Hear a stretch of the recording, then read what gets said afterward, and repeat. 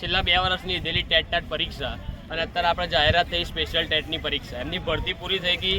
નવી શરતી ભરતીની પરીક્ષાની જાહેરાત થઈ ગઈ, સત્તાવાર જાહેરાત થઈ. આપણે 11-12ની જે મહિનો થઈ ગયો કે જેના એલોટમેન્ટ આપી દીધા, પગાર જમા થઈ ગયા, તો હજુ એનું ના મેરિટ લિસ્ટ આવ્યું છે, કઈ કેટેગરીમાં કયા વિષયમાં કેટલે મેરિટ અટક્યું છે, કયા જિલ્લામાં કોને કેટલી કેટેગરી મળી છે. પછી 9-10નું હમણાં પત્યું છે, 28 તારીખે પતી ગયું છે, તો એની ચલો 7 દિવસની બાકી રહી કેટેગરીમાં, તેની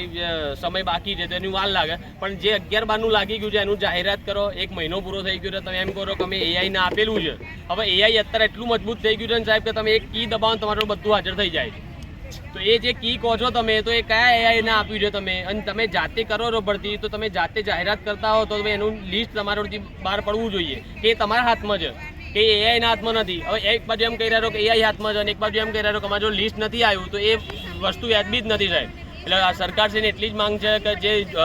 ડબલ એલોટમેન્ટ થયા છે, જે જગ્યાઓ ખાલી છે એના અંદર જે કાયદેસરનો રાઉન્ડ પાડી અને બીજા ઉમેદવારો જે રહી ગયા છે અમારા જેવા, એ બધાનો સમાવેશ કરે અને 31/5 સુધીની જગ્યાઓ જે છે અંદર ઉમેરીને અમને સત્તાવાર જાહેરાત કરી અને અમને સમાવેશ કરે, અને જે વિદ્યાર્થીઓનો અન્યાય થઈ રહ્યો છે એ પણ અંદર એમને ન્યાય મળી જાય એવી સરકારશ્રીના અરજી અમે કરીએ છીએ.